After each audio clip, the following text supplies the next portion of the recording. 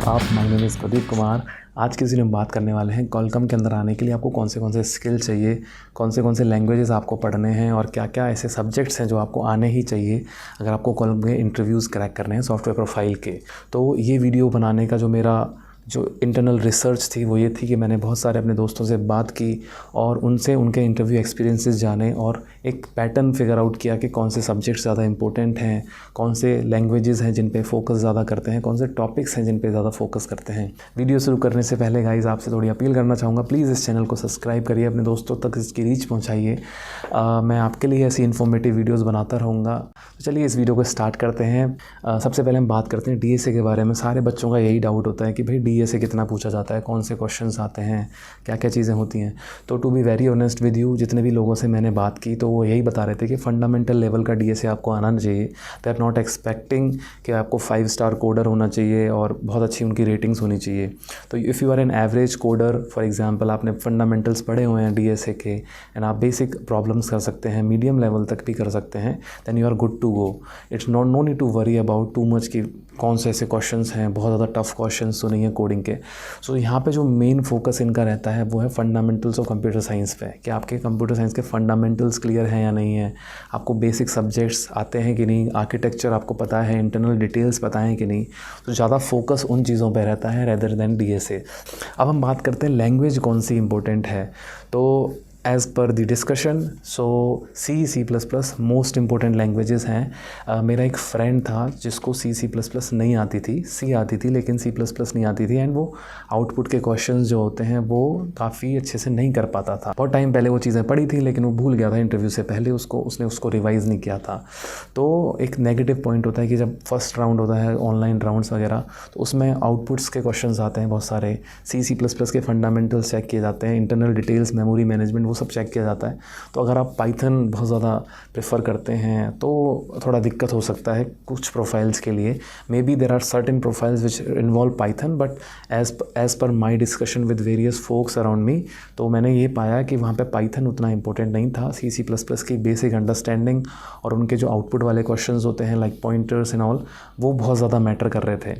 तो आप please interview में जाने से पहले या प्रिपरेशन जब आप कर रहे हो तो ये चीज़ें ध्यान में रखना कि C++ के आउटपुट्स के क्वेश्चंस और पॉइंटर्स और बेसिक जो फंडामेंटल्स हैं, स्ट्रक्चर्स, क्लासेस, C++ से स्पेसिफिक, वो आप अच्छे से करके जाओ तो आप वेल प्रिपेयर्ड होंगे। अब हमने बात कर ली लैंग्वेजेस की, हमने बात कर ली कोडिंग की। अब हम बात करते हैं फंडामेंटल कंप्यूटर साइंस के सब्जेक्ट्स, जिसको हम बोलते हैं कोर CSE सब्जेक्ट्स, जिसमें आते हैं आपके operating system, computer networks, DBMS।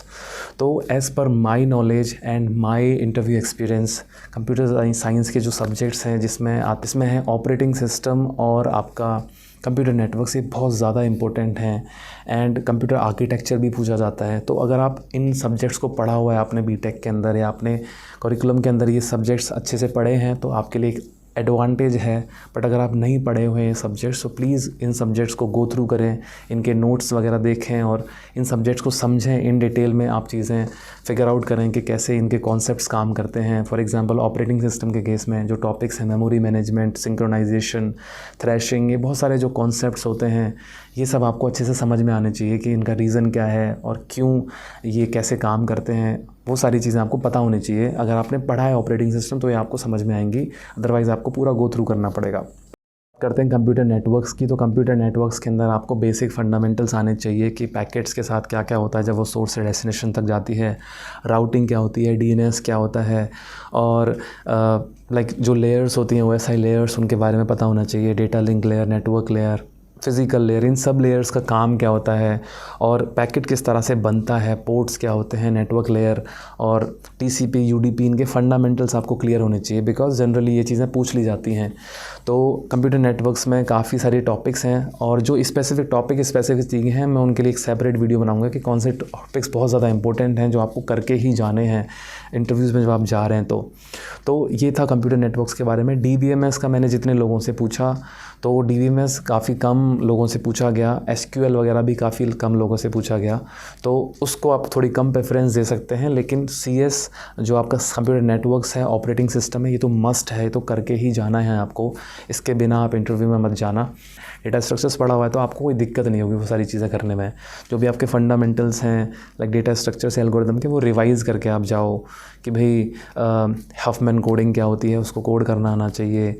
ऐसे कुछ क्वेश्चंस की हीप बनाते कैसे हैं, जो फंडामेंटल क्वेश्चंस होते हैं, मर्ज सॉर्ट कैसे काम करता है, पूरा इंटरनल डिटेल समझाओ, टाइम कॉम्प्लेक्सिटी समझाओ, डिस्ट्राज एल्गोरिदम, ये सब भी पूछ सकते हैं आपसे, बिकॉज ये कंप्यूटर साइंस के फंडामेंटल्स में आते हैं और डेटा स्ट्रक्चर्स के भी फंडामेंटल्स में आते हैं। तो अब हम बात करते हैं एक बहुत ही इंपॉर्टेंट टॉपिक जो है कि बिट मैनिपुलेशन। फेवरेट टॉपिक है बहुत सारे, मैंने जब पूछा लोगों से तो बता रहे थे कि बिट मैनिपुलेशन बहुत ज़्यादा पूछते हैं। रीज़न भी है पूछने का, क्योंकि उसमें मेमोरी मैनेजमेंट इन्वॉल्व होता है, कैसे आप C++ की मदद से उस चीज़ को हैंडल करते हो ईज़िली।